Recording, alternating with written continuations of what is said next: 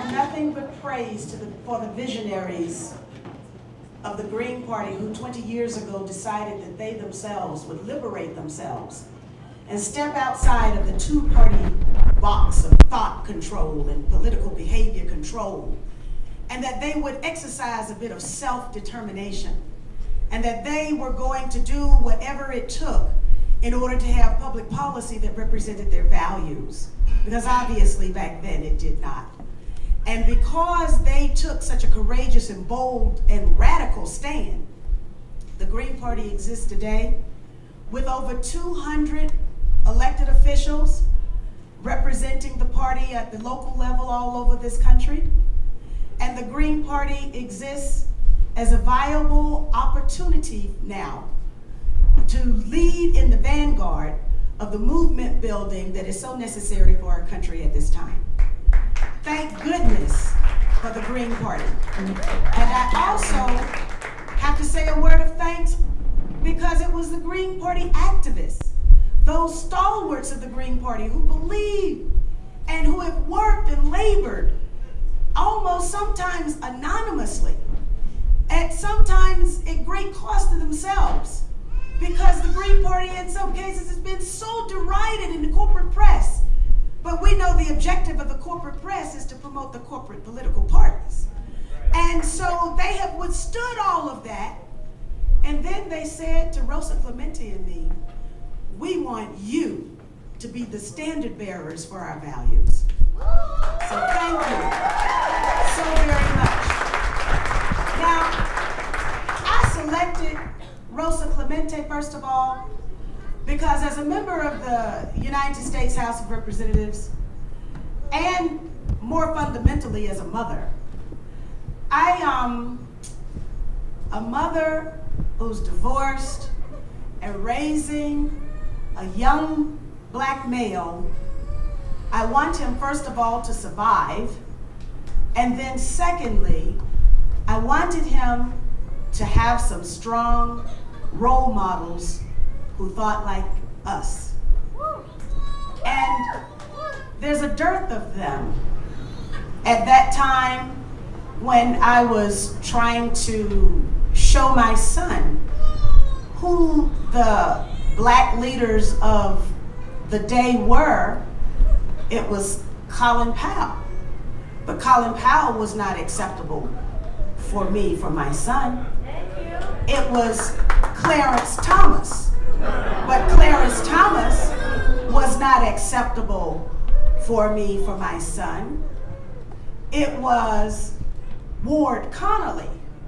And Ward Connolly was not acceptable. And so when my son finished calling off Reverend Jesse Jackson and Kwesi Mfume, he couldn't really go much further than that. So I began to do some investigations. I wanted to know why it was so difficult for black leadership that was authentic leadership, the kind of leadership that Lonnie Guinier wrote about, to rise up and find its place in the political process and to find those issues addressed in the political discourse of this country. It was so difficult. And then I chanced upon a book that was written by a professor here in Colorado. The name of the book is the COINTELPRO Papers, written by Ward Churchill. I devoured the contents of that book. I began to live every one of those FBI documents. And because I am from Georgia, and many of the targets of the counterintelligence program were people and their families that I was familiar with, then that became my passion. I did my undergraduate work at the University of Southern California in international relations. I did my graduate school work at the Fletcher School of Law and Diplomacy in Boston. And then I qualified for the PhD program there at Fletcher, wrote half a dissertation while I was in the Congress, and then decided that I was gonna throw that all away because one person who worked with me found a document. That document should have been included in the counterintelligence program documents. It was dated May 11th, 1965. And that document said, among other things, somewhere at the top, there must be a Negro who is clean, who can step into the vacuum in chaos once Dr. King is either exposed or assassinated.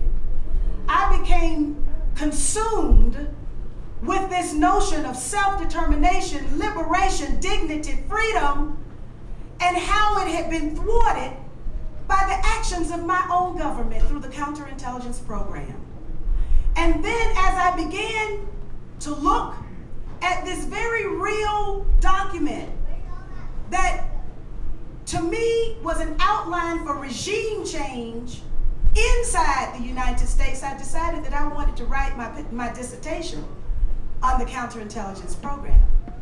And as I looked even further into the political leaders who were targeted by this program and understood what that was and the ways, shapes, and forms in which that targeting took place, then I began to also look at the cultural icons.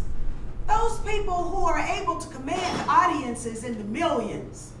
Those people like, for example, Paul Robson, like, for example, Bob Marley, like, for example, Jimi Hendrix, like, for example, Tupac Shakur. And I understood when I saw newspaper articles that were discussing the establishment in local law enforcement departments across our country, surveillance operations to monitor the activities of young hip-hop artists, that our cultural icons were also under the same kind of counterintelligence program attack as were our political leaders. And as I began to try and communicate with my hip-hop generation son and understood that the only thing I could get from him was then I decided that I needed to try and communicate with him on a different level. So I had to go where he was. And I asked him, who are your favorite recording artists? He told me that his absolute favorite recording artist was Tupac Shakur. So then I became a friend with Tupac's mother. He told me that he loved Dead Prez. Well, now, if anybody knows Dead Prez or knows about Dead Prez, then you got to know about Rosa Clemente. And then when we began to look at what perhaps were the connections between point number 5 on that original founding COINTELPRO document that targeted young people, it said that there must be a strategy employed to prevent young blacks from adhering to a black nationalist ideology. Yes, that is what J. Edgar Hoover and the FBI wrote. Then I had to begin to understand the workings of the hip-hop industry and why it was that as a United States member of Congress, I could travel all over the world. I could go to China and I could see hip-hop on the television. I could go to Africa and I could see young people wearing t-shirts with the hip-hop artists of the United States. But what is it that was being peddled to our young people? And why was it that the images that were being shown were certainly not images indicative of my culture, my background, my political struggle, and where I knew young people really were?